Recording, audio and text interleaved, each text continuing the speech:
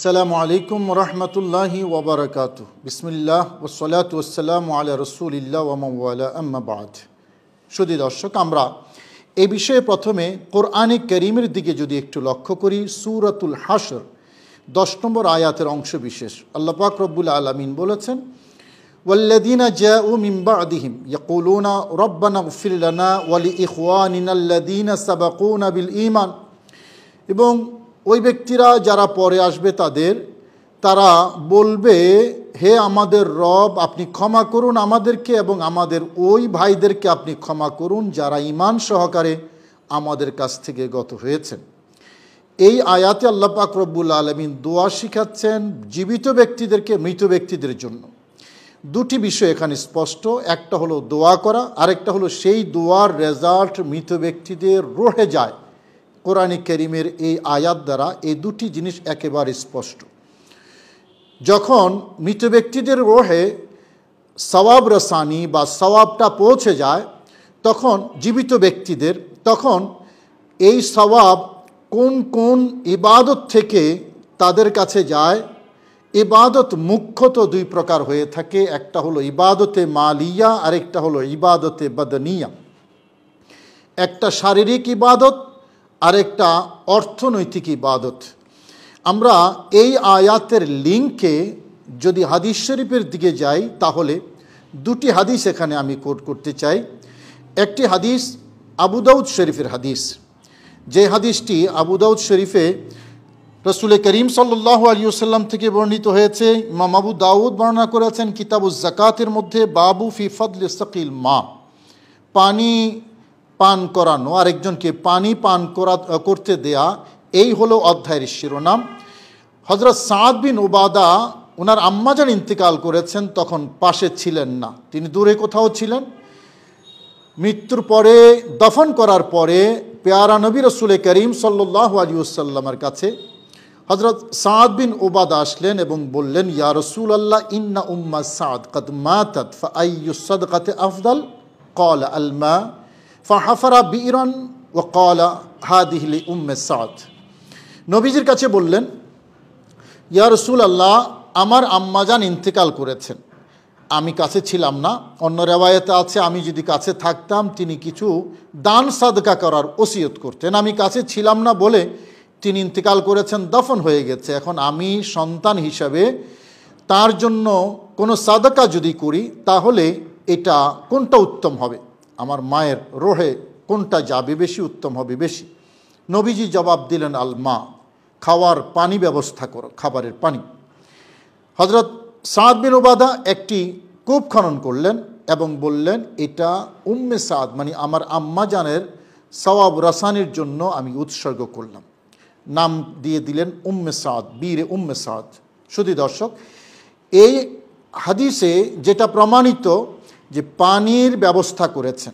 প্রশ্ন হলো, পানি কি করে মানুষ?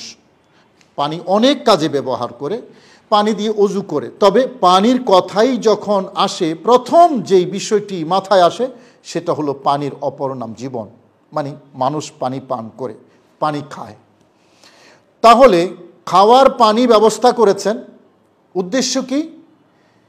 আম্মার সওয়াব রাসানির জন্য। তো খাবার পানি, এটা তো খাদ্যদ্রব্য, পানীয় দ্রব্য। তাহলে পানীয় দ্রব্য, খাদ্যদ্রব্য আরেকজনকে দিলে তার সওয়াব মায়ের কবরে, মৃত ব্যক্তির কবরে যায়, তাদের রোহে যায়। আবু দাউদ শরীফের এই সহিহ হাদিস দ্বারা সেটা প্রমাণিত। শুধু দর্শক, যখন খাবার পানির সওয়াব যদি সেখানে যায়, অন্যান্য খাদ্যদ্রব্য যদি মানুষকে খাওয়ানো হয়, সেটা রোহে যাবে না এমন কোনো কথা নেই। পোলাও কোরমাও যাবে, মেজবানির খাবারও যাবে। আমরা আমাদের সমাজে যেই 40 মৃত্যুবার্ষিকীগুলো হয়, সেগুলো আমরা কি করি? মানুষকে দাওয়াত দেওয়া হয়, ধনী গরিব আত্মীয় স্বজন দাওয়াত দেওয়া হয়। সেখানে কোরআনখানি, দোয়া মাহফিল, দরুদুস সালাম, মিলাদ মাহফিল এবং মৃত ব্যক্তিদের জন্য দোয়া হয় এবং খাবারের পরিবেশন করা হয়। কেউ মিষ্টি জাতীয় খাদ্যদ্রব্য দেয়, কেউ পোলাও কুরমা দেয়, কেউ বিরিয়ানি দেয়, বাস।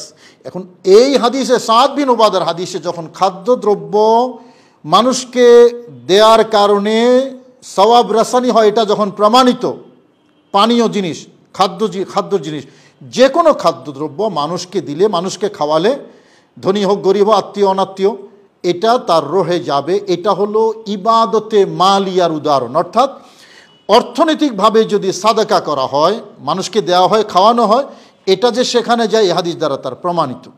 শুধু দর্শক, আরেকটি হাদিস, তাও ইমাম আবু দাউদ রহমতুল্লাহ আলাইহি এবং অন্যান্য হাদিসের কিতাবও আছে।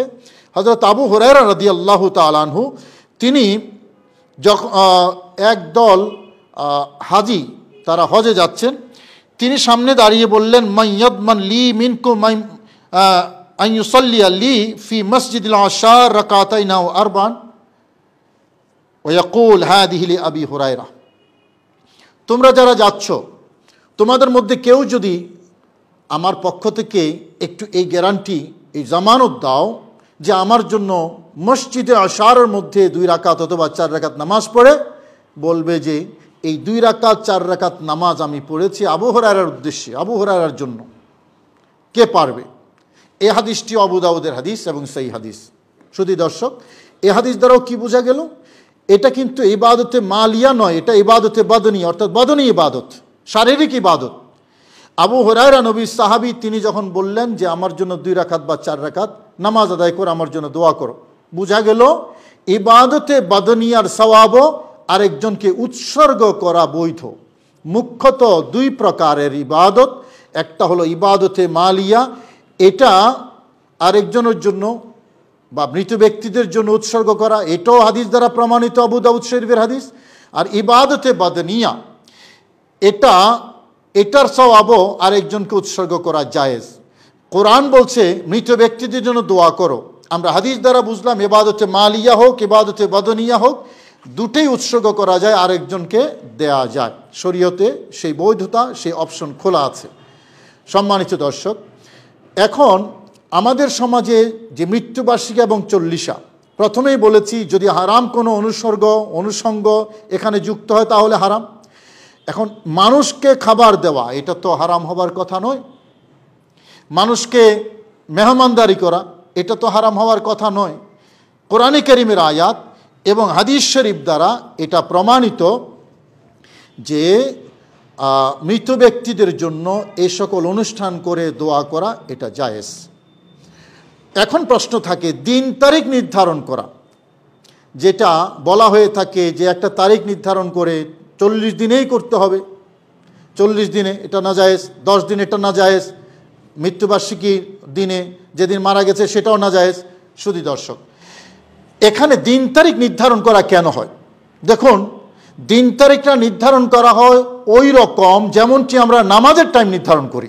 জোহরের নামাজ 1:30টায়, আসরের নামাজ 4:30টায়, এশার নামাজ 7:30টা 8টায়। কেন? কোরআনে কারীম হাদিস শরীফে কি এরকম নামাজের টাইম সুনির্দিষ্ট ঘড়ির কাঁটায় নির্ধারণ করা আছে? না, নির্ধারণ করা নাই। তো আমরা যে নির্ধারণ করি একবারে হারামাইনে তৈবান সহ পৃথিবীর কোন মসজিদে নামাজ নির্ধারণ করা নেই? সব মসজিদে নির্ধারণ করা আছে। শরীয়ত তো 8:30টায় নির্ধারণ করেনি, আপনি কে নির্ধারণ করার? কি কারণে নির্ধারণ করলেন?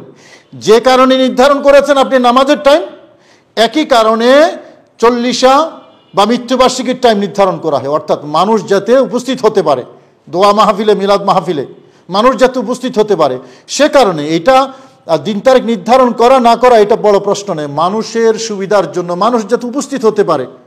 হ্যাঁ, যদি কেউ মনে করে যে 40 দিনেই করতে হবে, অন্য দিনে করা যাবে না, তাহলে সেটার মধ্যে শরীয়তের দৃষ্টিকোণ থেকে সমস্যা আছে। কিন্তু এটা এই নিয়তে করে না যে 40 দিনেই করতে হবে, বরং এই কারণে, এই উদ্দেশ্যে করে, এই কারণে করে মানুষ যাতে ওই নির্দিষ্ট দিনে নির্দিষ্ট সময়ে যাতে উপস্থিত হতে পারে। সুপ্রিয় দর্শক, সাধারণ মানুষের জন্য বোধগম্য হওয়ার জন্য আমার এতটুকুই যথেষ্ট। আমি আজকে যেটুকু আপনাদেরকে বলেছি। এখানে আরেকটা প্রশ্ন থাকে, কেউ কেউ মিলাদ মাহফিল নাম দেয় না, দোয়া মাহফিল নাম দেয়।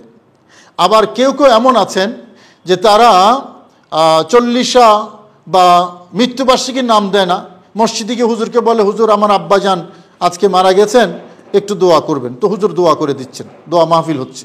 শুধু দর্শক, এটা একটা শুভঙ্করের ফাঁকি। মিলাদ মাহফিল না বলে দোয়া মাহফিল বলা, 40-এ না বলে দোয়া মাহফিল বলা। দোয়া মাহফিল কোথায় আছে? দোয়ার কথা আছে কোরআন হাদিসে, দোয়া মাহফিলের কথা তো নেই। মিলাদ মাহফিলের বিকল্প হিসেবে দোয়া মাহফিল চালিয়ে দিয়ে সবটাই করা হচ্ছে। মিলাদ মাহফিল হলে নাজায়েজ, মিলাদ মাহফিল হলে বেদাতের ফতোয়া আসছে। মনে রাখবেন, দোয়ার কথা আছে, মিলাদ মাহফিলের কথা নাই, দোয়া মাহফিলের কথা নাই। মিলাদ মাহফিল এবং দোয়া মাহফিল দুটো একই মানদণ্ডে। দোয়া করে আনুষ্ঠানিক করলে এটা মাহফিল হয়ে যায়, দরুদ ও সালাম আনুষ্ঠানিক করলে এটাকে মিলাদ মাহফিল বলে। পার্থক্য এতটুকু, বিষয় কিন্তু একটাই। শুধু দর্শক, আমি আগে বলেছি এতটুকুতেই সাধারণ বোধগম্য। ফিকহ ফতোয়ার আলোকে আমরা কোরআন এবং হাদিসের কথা শুনেছি, ফিকহ ফতোয়ার আলোকে যদি আমরা আলোচনা করি, এটা যারা বিশেষ করে মাদ্রাসা শিক্ষিত যারা, তাদের জন্য প্রয়োজন। আবার কিছু কিছু মানুষ তো সুযোগ সন্ধানী থাকে, ফিকহের একটা টেক্সট ধরে মানুষকে বিভ্রান্ত করলে, হ্যাঁ অমুক কিতাবের মধ্যে নাজায়েজ আছে, বেদাত আছে। সেজন্য এখানে দুই একটা রেফারেন্স না দিলেই নয়, যদিও ভিডিওটা কলেবরে বড় হয়ে যাচ্ছে। শুধু দর্শক, ফতুল কদিরের এবং ফতোয়া শামী দুটা কিতাবের মধ্যে ফতুল কদির থেকে ফতোয়া শামীতে একটা টেক্সট আনা হয়েছে, একটু খেয়াল করুন। টেক্সটটা কি?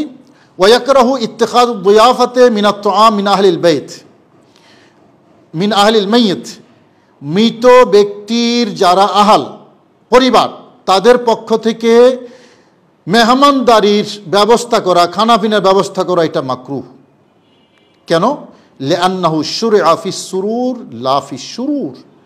কেননা এই খানাপিনা জিয়াফত এটা তো আনন্দের জন্য করা হয়, এটা দুঃখের সময় করা হয় না।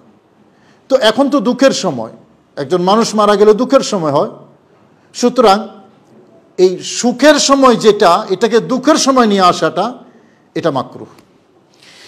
এবং এখানে ফতোয়ায়ে বাজ্জাজিয়ার আরেকটা টেক্সট এনেছেন ইবনে আবিদিন শামী। খেয়াল করুন, ফতোয়ায়ে বাজ্জাজিয়ার মধ্যে কি আছে? ওয়াকরাহু ইত্তিখাযু তুআম ফিল ইয়াউমিল আউয়াল ওয়াল ইয়াউমিস সানি ওয়াল ইয়াউমিস সালিস ওয়া বাদাল উসবু, অর্থাৎ মেহমানদারি করা, খানাবিনা তৈরি করা নাজায়েজ প্রথম, দ্বিতীয়, তৃতীয় এবং সপ্তাহের পরে। এবং আরও নাজায়েজ মাকরুহ কি? নকলুত তুআম ইলাল কবরে ফিল মাওয়াসিম, বিভিন্ন উপলক্ষে কবরের মধ্যে খাবার নিয়ে যাওয়া প্রসাদের মতো। ওয়া ইত্তিখাযুদ দাওয়া, এবং দাওয়াত দেওয়া, লিকিরাতিল কোরআন, কোরআনে কারীম তেলাওয়াত করার জন্য। ওয়া জামিস সুলাহা, এবং সুলাহা কুররা যারা সালেহ উলামায়ে কেরাম যারা আছেন এবং কেরাত যারা পড়তে পারেন, তাদেরকে দাওয়াত দেওয়া, একত্রিত করা, লিল খতমে, খতম করার জন্য। ওয়ালি কিরাতে সূরাতিল আনআম আবিল ইখলাস, সূরা আনআমের খতম করার জন্য অথবা ইখলাস তেলাওয়াত করার জন্য।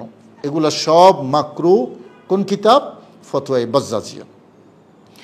কোনো কোনো ফতোয়ার সাইডে আমি নিজে দেখেছি, যেমন বিন্নুরি একটা ওয়েবসাইট আছে, সেখানে এই টেক্সটগুলো তুলে দিয়ে এটাকে একেবারেই আমভাবে নাজায়েজ মাকরুহ লেখা হয়েছে। শুধু দর্শক, একটা কিতাবের টেক্সট, ফিকহ ফতোয়ার দেওয়ার সময় একটা কিতাবের টেক্সট দিয়ে যদি আমি ফতোয়া দিয়ে দিই এবং এটার বিপরীতে কোনো টেক্সট আছে কি না, জবাব আছে কি না, তাহলে কিন্তু এটা অন্যায় হবে। সুপ্রিয় দর্শক, এই যে দলিলটা দেওয়া হয়েছে, এই দলিলটা, এই বক্তব্যটার একটা দলিল আছে। দলিল হলো হযরত জারীর বিন আব্দুল্লাহ রাদিয়াল্লাহু তাআলা একটি হাদিস, যে হাদিসটি ফিকহের কিতাবের মধ্যে এসেছে, হাদিসের কিতাবে তো আছে। জারীর বিন আব্দুল্লাহ বলেছেন যে কুন্না নাউদ্দুল ইজতিমা ইলা আহলিল মাইয়িত ওয়া সুনআহুমুত তুআমা মিনান নিয়াহা, আমরা মৃত ব্যক্তির পরিবারের কাছে একত্রিত হওয়া এবং মৃত ব্যক্তির পরিবারের পক্ষ থেকে খানাপিনা তৈরি করাকে আমরা নিয়াহাত গণ্য করতাম। নিয়াহাত মানে মৃত ব্যক্তির উপলক্ষে কান্নাকাটি করা, এটা আমরা তার অন্তর্ভুক্ত মনে করতাম। অর্থাৎ নিয়াহাত এটা যেমন মাকরুহ হারাম, এগুলোও সেরকম হারাম। এই হাদিসের আলোকে এই বক্তব্যটা এসেছে। সুপ্রিয় দর্শক, ফিকহের এই বক্তব্যটার একটা জবাব কিন্তু আছে। ইমাম বুরহানুদ্দিন হলভী রহমতুল্লাহ এই বক্তব্যের জবাব দিয়েছেন। সেই বক্তব্যের জবাবটা কিন্তু ওই সাইটগুলোতে, অনলাইন সেই সাইটগুলোতে নাই। সে বক্তব্যটা কি? ইমাম বুরহানুদ্দিন হলভী রহমতুল্লাহ কি লিখেছেন একটু খেয়াল করুন, তাহলে শুভঙ্করের ফাঁকিটা বের হয়ে যাবে। তিনি লিখেছেন, এই হাদিসে যেটা বলা হয়েছে এটা মাকরু, তার বক্তব্য হলো লা ইয়াখলু আন নজরিন, ফতুল কাদির, বাজ্জাজিয়া, ফতোয়া শামির। এই বক্তব্য এটা প্রশ্নাতীত নয়, এখানে প্রশ্ন আছে। কারণ লিআন্নাহু লা দলিল আলাল কারাহাতে, এই হাদিস এবং এই কথার মধ্যে মাকরু হওয়ার কোনো দলিল নাই। জারির বিন আব্দুল্লাহ রাদিয়াল্লাহু তাআলা আনহুর যে হাদিস, এই হাদিসের মধ্যে এই কোরআন তেলাওয়াত মাকরু, খতমে আনাম মাকরু, তারপরে সূরা আনামের তেলাওয়াত মাকরু, খানাফিনা করা মাকরু, এটার কোনো দলিল নাই। কেন দলিল নাই? খেয়াল করুন, দলিল নাই এ কারণে, বড় জোর এটা প্রমাণ করে কোন দিন? প্রমাণ করে হলো যেই দিন মানুষ মারা গেছে, এটা সেই দিন খানাপিনা তৈরি করা মাকরু। এই হাদিস দ্বারা সেই দিন খানাপিনা নিষেধ হতে পারে, তাও এটা মাকরুহে তানজিহি হতে পারে। তার প্রমাণ কি, তার দলিল কি? কারণ আরেকটি হাদিস আছে পেয়ারা নবী রাসূল করিম সাল্লাল্লাহু আলাইহি ওয়াসাল্লামের পক্ষ থেকে, কোনো এক ব্যক্তি মারা গেলেন। আসিম ইবনে কুলাইবের বর্ণনা, তিনি বর্ণনা করেছেন যে পেয়ারা নবীর সাথে আমরা একটা জানাজার নামাজে বের হলাম, নবীজি জানাজা শেষ করেছেন এবং শেষ করে নবীজি যখন ফিরে আসতেছেন তখন ওই মৃত ব্যক্তির স্ত্রীর পক্ষ থেকে একজন আহ্বানকারী পেয়ারা নবী রাসূল করিম সাল্লাল্লাহু আলাইহি ওয়াসাল্লামকে দাওয়াত দিয়েছেন। দাওয়াত দিয়ে নবীকে বলেছেন, ইয়া রাসূলুল্লাহ, আমার ঘরে আপনি দাওয়াত গ্রহণ করুন। নবীজি দাওয়াত গ্রহণ করেছেন। যাওয়ার পরে সেদিনই জাস্ট দফন করে আসলেন মাত্র, সেদিনে খাবার তৈরি করা হয়েছে, নবীজির সামনে খাবার দিয়েছেন, নবীজিও খেয়েছেন, সাহাবায়ে কেরামও খেয়েছেন। তাহলে জারির বিন আব্দুল্লাহ রাদিয়াল্লাহু তাআলার যে হাদিস আর এই হাদিস দুটাকে যদি আমরা একসাথে অ্যাসেসমেন্ট করি তাহলে মাকরুও প্রমাণিত হয় না। তারপরও উলামায়ে কেরাম 3 দিনের কথা বলেছেন, যে 3 দিন যেহেতু শোকের দিন, সুতরাং এই 3 দিন খানাপিনা ব্যবস্থা করা মৃত ব্যক্তির পরিবারের পক্ষ থেকে এটা নাজায়েজ। শুধু দর্শক দেখুন ফতোয়া আলমগীরের মধ্যে, ফতোয়া আলমগীরের কথাটা শুনুন, ওয়ালা ইউবাহু ইত্তিখাযু যিয়াফাতি সালাসাতা আইয়ামিন ফি আইয়ামিল মুসিবা, একেবারে স্পষ্ট। অর্থাৎ মুসিবতের যে 3 দিন, সেই 3 দিন মেহমানদারির ব্যবস্থা করা মৃত ব্যক্তির পরিবারের পক্ষ থেকে এটা বৈধ নয়। কি বোঝা গেল? 3 দিনের পরে বৈধ, যেটা আমরা হাদিসের আলোকে বলেছি মৃত ব্যক্তির সওয়াব রসানের জন্য এটা জায়েজ আছে। এবং এটা তো ফতোয়া আলমগীরি। ফতোয়া বাজ্জাজিয়া, ফতোয়া তাতারখানিয়া, ফতোয়া তাতারখানিয়ার মধ্যে, এটা হানিফি মাযহাবের বিখ্যাত একটা ফতোয়ার কিতাব, বলেছেন ওয়ালা ইউবাহু ইত্তিখাযু যিয়াফাতি ইনদা সালাসাতি আইয়ামিন, 3 দিন পর্যন্ত মেহমানদারি করা মৃত ব্যক্তির পরিবারের পক্ষ থেকে বৈধ নয়। কি বোঝা গেল? নবীজি সাল্লাল্লাহু আলাইহি ওয়াসাল্লামের হাদিস এবং ফিকহার টেক্সটগুলোর আলোকে 3 দিনের পরে মৃত ব্যক্তির সওয়াব রসানির জন্য, তার মাগফিরাতের জন্য যেই দোয়া মাহফিলের নামে হোক, মিলাদ মাহফিল নামে হোক, 40-এর নামে হোক, 40 দিনে হোক বা অন্য দিনে হোক, মৃত্যুবার্ষিকীর নামে হোক, মৃত্যুবার্ষিকীর দিনে হোক বা অন্য দিনে হোক, ঘরে হোক, মসজিদে হোক, ইন্ডিভিজুয়ালি হোক বা আনুষ্ঠানিকভাবে হোক, যেভাবে হয় এই অনুষ্ঠানগুলো এবং তাদের জন্য মেহমানদের জন্য মেহমানদারি করা ইসলামী শরীয়তের আলোকে বৈধ, হোক সেটা ইবাদতে মালিয়ার অন্তর্ভুক্ত অথবা ইবাদতে বাদনিয়ার অন্তর্ভুক্ত, যেটাই হোক মৃত ব্যক্তির কাছে সেই সওয়াবটা যাবে, তারা উপকৃত হবে। শুধু দর্শক, আমরা তো সংক্ষেপে বললাম, আরও বিস্তারিত বহু আলোচনা আছে। ইমাম ইবনে কাইয়ুম কিতাবুর রূহের মধ্যে বিস্তারিত আলোচনা করেছেন, জালালউদ্দিন সুয়ুতি আলোচনা করেছেন, ইবনে রজব হাম্বলি আলোচনা করেছেন। শুধুমাত্র একটা টেক্সট উল্লেখ করে বিভ্রান্তির সৃষ্টি করা, এটা খুবই দুঃখজনক। অনুষ্ঠানের শেষে আমরা যে কথাটি বলবো, মাকাসিদে শরিয়া, শরীয়তের উদ্দেশ্য কি, আল্লাহ এবং রাসূলের উদ্দেশ্য কি? উদ্দেশ্য হলো মৃত ব্যক্তির নাজাত। আল্লাহ এবং রাসূল চান, শরীয়ত চায় মৃত ব্যক্তি নাজাত, যেভাবে হোক নাজাত পেয়ে যাক সে কারণে ঈমান সহকারে যদি একজন মানুষ যায়, তার জন্য একটা দরজা খোলা রাখা হয়েছে তার উপকারের জন্য, যদি ঈমান থাকে। যেহেতু শরীয়তের মকসদ হলো তার উপকার, তার নাজাত, তো এই যে মকসদে শরঈ, সেই মকসদে শরঈ এটা ফুলফিল হবে বেদাত ফতোয়া দিলে নাকি উইন্ডোটা খোলা রাখলে। আমি আপনি বেদাত ফতোয়া দিয়ে যদি এই তেলাওয়াত, এই মাহফিল, এই দোয়াগুলো যদি আমরা বন্ধ করে দেই, এই সাদকাগুলো যদি বন্ধ করে দেই, তাহলে মকসদে শরঈ যেটা, শরীয়তের মকসদ যেটা, এটা ফুলফিল হচ্ছে না, মৃত ব্যক্তি উপকৃত হচ্ছে না। সে কারণেই শরীয়ত এই উইন্ডোটা খোলা রেখেছে, সাদকায়ে জারিয়া ইল্লা মিন সালাস, তিনটি যেই সদর রাস্তা আছে সেই রাস্তা দিয়ে সেখানে যায়। এই উইন্ডোগুলো কেন খোলা রেখেছেন? ওই মকসদের শরীরের কারণে। শুধু দর্শক, 40 মৃত্যুবার্ষিকী হাদিস দ্বারা প্রমাণিত।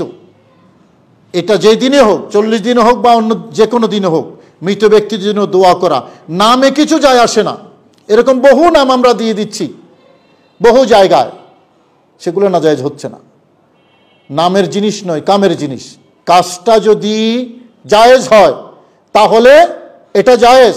হ্যাঁ, এখন এই অনুষ্ঠানগুলো করতে গিয়ে কোনো নাজায়েজ উপসর্গ যদি যুক্ত হয়, যেমন কিতাবের মধ্যে আছে, এই ফতোয়ায় স্বামীর মধ্যেই আছে, কেউ তাকাব্বুরের জন্য, লোক দেখানোর জন্য করেছে জিয়াফত, বিশাল জিয়াফত, গরু 10টা-20টা জবাই করেছে, এটা নাজায়েজ হবে। কেন? ওই আপনার দোয়া মাহফিল করেছে সে কারণে নয়, যে তাকাব্বুরি বাহাদুরি মানুষকে দেখাবার জন্য, ঢোল পিটাবার জন্য, মানুষ তাকে দানবীর বলবে সেই জন্য করেছে এরকম। অথবা যদি নারী পুরুষ মেলামেশা হয়, অবারিত মেলামেশা যদি হয়, যদি আপনার অবৈধ নাচ গান হয়, তাহলে সেগুলো নাজায়েজ হবে। কিন্তু আমাদের দেশে যে 40গুলো হয়, দোয়া মাহফিল, মিলাদ মাহফিল, মৃত্যুবার্ষিকী হয়, এগুলো থেকে এগুলো হয়। শুধু দর্শক, ফিকহ ফতোয়ার মধ্যে আরও অনেক টেক্সট আছে, আমাদের কথা লম্বা হয়ে যাবে, সেই জন্য আমরা যাচ্ছি না। প্রয়োজনের আলোকে আমরা শুধু এতটুকুই আজকে আপনাদেরকে বললাম। আল্লাহ আমাদের সবাইকে বুঝার তৌফিক নসিব করুন, আমিন। আসসালামু আলাইকুম রহমতুল্লাহি ওয়া বারাকাতুহু।